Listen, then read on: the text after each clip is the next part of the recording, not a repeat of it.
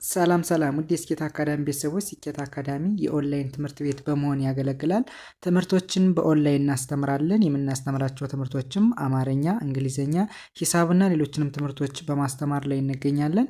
ለመማር የምትፈልጉ ቤተሰቦቻችን ቪዲዮ ላይ ባስቀመጥነው ስልክ ወይም ሊንኮቻችንን በመጠቀም በኢሞ፣ በቴሌግራም፣ በዋትሳፕ በሌሎችም የሚዲያ አማራጮች ሃሎ ይበሉን፣ ይደውሉልን። የፈለጉትን ትምህርት በፈለጉት ሰዓት ከሰኞ እስከ ዓርብ በማስተማር ላይ እንገኛለን። በዛሬው ትምህርታችን ወይም ቪዲዮአችን ደግሞ የምንማማረው የተለያዩ የአማርኛ ቃላትን እንዴት ወደ እንግሊዘኛ ተክተን በቀላሉ ማንበብና መጻፍ እንችላለን የሚል ትምህርት ወይም ቪዲዮ እንማማራለን። እንግዲህ ከእናንተ የሚጠበቀው ትምህርቱን ሳታቋርጡ እስከ መጨረሻው ድረስ መከታተል ነው የሚኖርባችሁ ማለት ነው። ወደ ትምህርቱ ስንሄድ እንግዲህ እዚህ ጋር የምታዩቸው የተለያዩ የአማርኛ ቃላቶች አሉ። እነዚህን የአማርኛ ቃላቶች እንዴት ወደ እንግሊዘኛ ተክተን በቀላሉ መጠቀምና ማንበብ እንችላለን የሚለውን እያንዳንዱን የምናይ ይሆናል። ኦኬ፣ ወደ መጀመሪያው ስንሄድ አሁን ይህ መጀመሪያው የምታዩት የእንግሊዘኛ ቃል ነው። ይህን የእንግሊዘኛ ቃል እንዴት በቀላሉ ማንበብ እንችላለን የሚለውን ነገር ስናይ አሁን ከዚህ ጋር አማርኛ ለምትችሉ ልጆች አማርኛው ምን ይላል? ደስተኛ ሁን ይላል። ደስተኛውን ሰው ይህን ደስተኛ ሁን የሚል የአማርኛ ቃል እንዴት ወደ እንግሊዘኛ ቀይረን በቀላሉ መጠቀምና ማንበብ እንችላለን የሚለውን ነገር ስናይ የመጀመሪያው የእንግሊዘኛ አልፋቤት እንደምታዩት ዲ ነች። ዲ ከዛ ኢ ነች። ዲኢ በአንድ ላይ እንደምን ይነበባል? ደ ተብሎ ይነበባል። ደ። ኦኬ፣ እሺ። ቀጣይ ደግሞ የምናገኛት ኤስ ነች። ኤስ ደግሞ እንደ ስ ትነበባለች። እንደ ስ። እሺ፣ ይቺ ደግሞ ማነች? ቲ ነች። ከቲ ቀጥላ ኢ። ቲኢ በአንድ ላይ እንደ ተ ይነበባል። እንደ ተ። ከዛ ቀጥሎ የምናገኘው ጅ ኤን ኤ ነው። ጅ ኤን ኤ በአንድ ላይ ኛ ተብሎ ይነበባል። ኛ። እስኪ አሁን ሙሉን አገጣጥመን እናንብበው። ደ ስ ተ ኛ፣ ደስተኛ፣ ደስተኛ ተብሎ ይነበባል። ይህስ ምን ይሆናል? ኤችዩ እንደምን ይነበባል? እንደ ሁ እናነባዋለን። እንደ ሁ። ኤን ደግሞ ኤን እንደ ን ትነበባለች። እንደ ን። በአንድ ላይ ስናነበው ምን ይሆናል? ሁን፣ ሁን፣ ሁን ተብሎ ይነበባል። እስኪ አሁን ሙሉ እናነበው። ደስተኛ ሁን፣ ደስተኛ ሁን ብዬ በቀላሉ ማንበብ እችላለሁ ማለት ነው። አማርኛውም እንደምታዩት ምን ይላል? ደስተኛ ሁን ይላል። ደስተኛ ሁን ብላችሁ በእንግሊዝኛ ለመጠቀም በቀላሉ በእንደዚህ አይነት መንገድ መጠቀምና ማንበብ ትችላላችሁ ማለት ነው። ወደ ሁለተኛው እንሂድ። ወደ ሁለተኛው ስንሄድ ከመጀመሪያው ጋር ተመሳሳይ ነው። ልዩነቱ ከዚህ ጋር ብቻ ነው ማለት ነው እንጂ ተመሳሳይ ነው። ዲኢ እንደነገርኳችሁ ደ ተብሎ ነው የሚነበብ። ደ። እሺ፣ ደ ብዬ አስቀመጥኩ። ኤስ ደግሞ ኤስ እንደ ስ ትነበባለች። እንደ ስ። እሺ፣ ስ እንላለን። ከዛ ቲኢ እንደ ተ ይነበባል። እንደ ተ። እንደገን ጅ ኤን ኤ በአንድ ላይ ሶስቶቹ አልፋቤቶች ደግሞ እንደምን ይነበባሉ ብለናል? እንደኛ ይነበባሉ። እንደኛ። እሺ፣ ኛ ብለን እናስቀምጣለን። ከዛ እነዚህን ፊደሎች አገጣጥመን በአንድ ላይ ማንበብ ነው በቀላሉ የሚሆነው ማለት ነው። በአንድ ላይ ስናነበው ደ ስ ተ ኛ፣ ደስተኛ፣ ደስተኛ ተብሎ ይነበባል። እሺ፣ ሁለተኛው ምን ይላል? ኤችዩ እንደነገርኳችሁ ሁ ተብሎ ነው የሚነበብ። ሁ። ጂኤን ደግሞ ኝ ተብሎ ይነበባል። ኝ። እሺ፣ በአንድ ላይ ሁ ኝ፣ ሁኝ፣ ሁኝ። እሺ፣ እስኪ ሙሉ እናነበው። ደስተኛ ሁኝ፣ ደስተኛ ሁኝ ብዬ አነባዋለሁ ማለት ነው። ከዚህ ጋር ለወንድ ሲሆን ከዚህ ጋር ደግሞ ለሴት ሲሆን ማለት ነው። እሺ ወደ ሶስተኛው እንሂድ። ወደ ሶስተኛው ስንሄድ ሶስተኛው ደግሞ ምን ይለናል? የመጀመሪያዋ እንደምታዩት ማነች? ኬ ነች። ሁለተኛዋ ኢ ነች።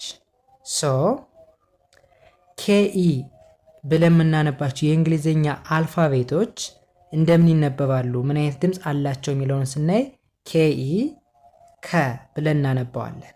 ከ ኦኬ፣ ከ ብዬ ጽፋለሁ። ከዛ ቢ ደግሞ ቢ እንደ ብ ትነበባለች፣ እንደ ብ። ዲኦ እንደ ዶ ይነበባል፣ ዶ። እሺ ጂኤንኤ ደግሞ እንደነገርኳቸው መጀመሪያም ጂኤንኤ ምን ተብሎ ይነበባል? ኛ ብለን እናነባዋለን፣ ኛ። የመጨረሻዋ ኤል ነች። ኤል ደግሞ እንደ ል ትነበባለች፣ እንደ ል። በአንድ ላይ ስናነበው ከ ብ ዶ ኛ ል፣ ከብዶኛል፣ ከብዶኛል ተብሎ ይነበባል። በአማርኛው ምን ይላል? ከብዶኛል ይላል። ኦኬ፣ ስለዚህ ከብዶኛል ብላችሁ ለመጻፍ ብትፈልጉ በእንደዚህ አይነት መንገድ መጻፍ ትችላላችሁ ማለት ነው። ወደ ቀጣዩ እንሄድ። ወደ ቀጣዩ ስንሄድ ደግሞ ይቺ ማነች? ኬ ነች። ሁለተኛዋ ኢ ነች። ሶ ኬኢ እንደምን ይነበባል ብለናል? ኬኢ እንደምን ይነበባል? እንደ ቀ እናነባዋለን፣ እንደ ቀ። ከዚህ ጋር አሁን ተመሳሳይ ሆና ግራ እንዳትጋባ። አሁን ከዚህ ጋር ኬኢ እንደ ከ ይነበባል ብለን ነበር። እንደገን ከዚህ ላይም ደግሞ ኬኢን እንደምናነበብ ነው፣ እንደ ቀ አነበብ ነው። ለምን መሰላችሁ? ከንና ቀን ሂዳችሁ የአማርኛ ፊደሎችን እንዴት በእንግሊዝኛ ሌተሮች ተክተን እናነባለን የሚለውን ወደ ኋላ ሄዳችሁ ብታዩት ከም እንደ ኬ ነው የሚነበበው፣ ቀም እንደምን ነው የሚነበብ? እንደ ኬ ነው የሚነበበው። ለዛ ነው ተመሳሳይ የሆነው ማለት ነው። ከንም ቀንም ስታዩ እንደ ከ ስለሚነበቡ ነው ከዚህ ጋር ተመሳሳይ የሆነው ማለት ነው። እሺ ሶ ኬኢ እንደ ቀ ይነበባል፣ ቀ። እሺ እንደገን ዜድ ደግሞ እንደ ዝ እናነባዋለን፣ እንደ ዝ። እሺ ኬ እንደ ቃ ይነበባል፣ ቃ። ዜድ ኤ ደግሞ እንደ ዛ እናነባዋለን። በአንድ ላይ ስናነበው ቀ ዝ ቃ ዛ፣ ቀዝቃዛ፣ ቀዝቃዛ ተብሎ ይነበባል። እሺ ይህስ ምን ይላል? ኤንኢ ነ ብዬ አነባዋለሁ፣ ወይም ደግሞ ነ የሚል ድምፅ ይኖረዋል።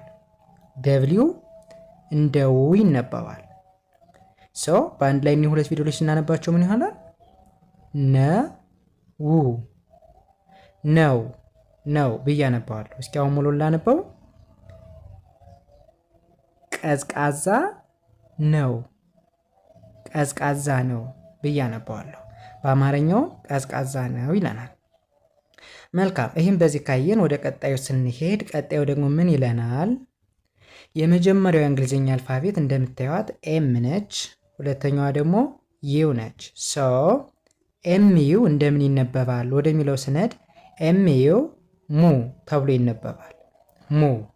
እሺ እንደገን ኬይ ደግሞ ቀ ተብሎ ይነበባል፣ ቀ። እሺ የመጨረሻዋ ቲ ነች። ቲ እንደ ት ነው የምትነበበው። በአንድ ላይ ስናነበው ሙ ቀ ት፣ ሙቀት፣ ሙቀት ተብሎ ይነበባል። ይህስ ምን ይላል? ኤንኢ ነ ተብሎ ይነበባል፣ ነ። ደብሊው ደግሞ እንደ ው ትነበባለች። በአንድ ላይ ነ ው፣ ነው፣ ነው ብዬ አነባዋለሁ። ሙሉን ሳነበው ምን ይሆናል? ሙቀት ነው፣ ሙቀት ነው፣ ሙቀት ነው ተብሎ በቀላሉ ይነበባል ማለት ነው። እሺ ወደዚህኛው ስነድ ይሄኛው ደግሞ ምን ይለናል? ኤ እንደምን ትነበባለች? እስኪ እናንተ ሞክሩ። ኤን እንደምን እናንባት? ኤ እንደ አ ትነበባለች፣ እንደ አ። እሺ ከዛ ኤስ ደግሞ እንደ ስ እናነባታለን። ስ የሚል ድምፅ ይኖራታል። እሺ ቲኢ ደግሞ እንደ ጠ ይነበባል። እንደ ጠ። አሁን ቲኢን እንደ ጠም እናነባዋለን፣ እንደ ተም እናነባዋለን። ተመሳሳይ ናቸው። አሁን ጠ ብለን ስንጽፍም ቲኢ ብለን ነው የምንጽፍ። እንደገን ጠ ብለን ስንጽፍም ቲኢ ብለን ነው የምንጽፍ ማለት ነው። ሶ ጠና ተ ተመሳሳይ የሆነ ድምፅ ነው የሚኖራቸው ማለት ነው። ሶ ቲኢ ከዚህ ጋር እንደ ጠ ይነበባል። እንደ ጠ። ኤልኤ ደግሞ እንደ ላ እናነባዋለን። ላ። እሺ ጂኤን እንደምን ይነበባል? ጂኤን እንደ ኝ እናነባዋለን። በአንድ ላይ ሲነበብ አ ስ ጠ ላ ኝ አስጠላኝ። አስጠላኝ። በአማርኛው ምን ይላል? አስጠላኝ ይላል። ሰው አስጠላኝ ብላችሁ ለመጻፍ ብትፈልጉ በእንግሊዘኛው በእንደዚህ አይነት መንገድ መጠቀም እንችላለን ማለት ነው። እሺ ወደዚህኛው ስነድኛውስ ምን ይለናል? ኤ እንደምን ትነበባለች ብለናል። እንደ አ እንደምትነበብ አይተናል። እንደ አ። እሺ ዜድ ደግሞ እንደ ዝ ትነበባለች። እንደ ዝ። እሺ ኤንኤ እንደ ና ይነበባል። ና። እሺ ኤችዩ ደግሞ እንደ ሁ ይነበባል። ሁ። እሺ በአንድ ላይ ስናነበው አ ዝ ና ለ ሁ አዝናለሁ። አዝናለሁ ይላል ማለት ነው። በአማርኛውም አዝናለሁ ይላል። እሺ ሰው አዝናለሁ ብላችሁ ለመጻፍ ብትፈልጉ በእንደዚህ አይነት መንገድ ነው የምንጽፈው ማለት ነው። እሺ ወደዚህኛው እንሄድ። ወደዚህኛው ስንሄድ ደግሞ ምን ይላል? ኢ እንደምን ትነበባለች? እንደ እ እናነባታለን። እንደ እ። አር ደግሞ እንደ ር። እንደ ር። እሺ ቢኦ እንደምን ይነበባል? እንደ ቦ ይነበባል አይደለ? ቦ የሚል ድምፅ ይኖረዋል። እሺ ጂ ኤንኤ ደግሞ ሶስቶቹ ፊደሎች ጂ ኤንኤ ኛ ተብሎ ይነበባል። ኛ። የመጨረሻው ኤል ነች። ኤል እንደ ል ነው የምትነበበው። ል የሚል ድምፅ ይኖራታል።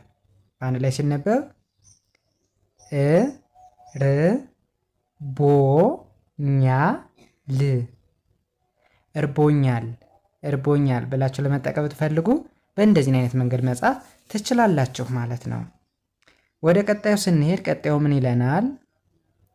ዋይ እንደምን ትነበባለች? እንደ ይ ትነበባለች። ይ።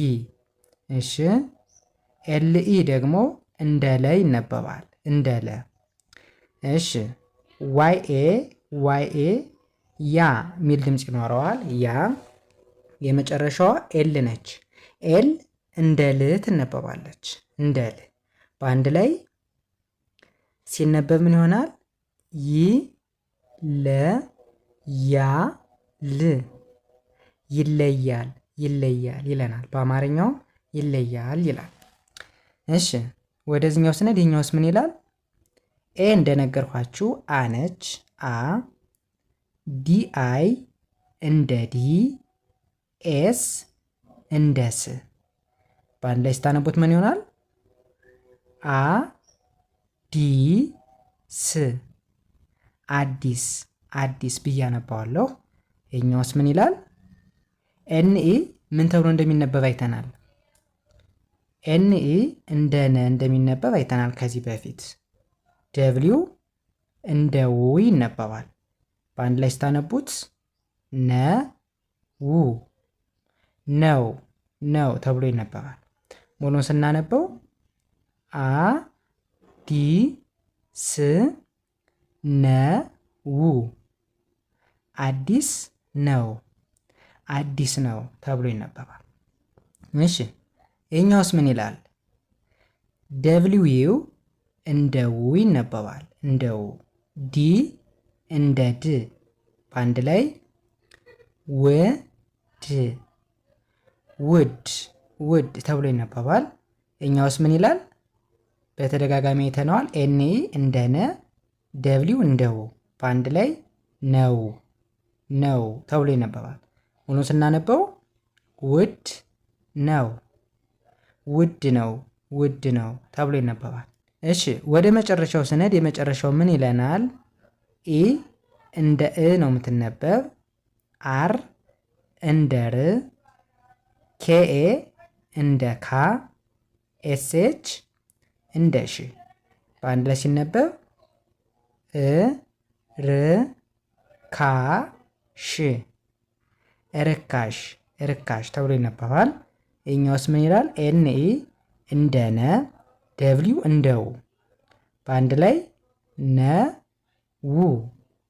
ነው ነው። እስኪ ሙሉ እናነበው። እ ር ካ ሽ ነው ርካሽ ነው ርካሽ ነው ርካሽ ነው ተብሎ በቀላሉ ይነበባል ማለት ነው። ኦኬ እንግዲህ በእንደዚህ አይነት መንገድ መለማመድ ትችላላችሁ ማለት ነው። ደጋግማችሁ ፕራክቲስ ማድረግ ልምምድ ማድረግ ነው ከእናንተ የሚጠበቀው። ሰው በተደጋጋሚ ሳንሰለች መለማመድ ፕራክቲስ ማድረግ ከቻልን ማንችልበት አንዳች ምክንያት አይኖርም ማለት ነው። ሰው የዛሬ ትምህርታችን ወይም ቪዲዮአችን ይህን ይመስል ነበር። ቀጣይ በሌላ ትምህርት ወይም ቪዲዮ እስከምንገናኝ መልካም ጊዜ ተመኘውላችሁ። ሰናይ ጊዜ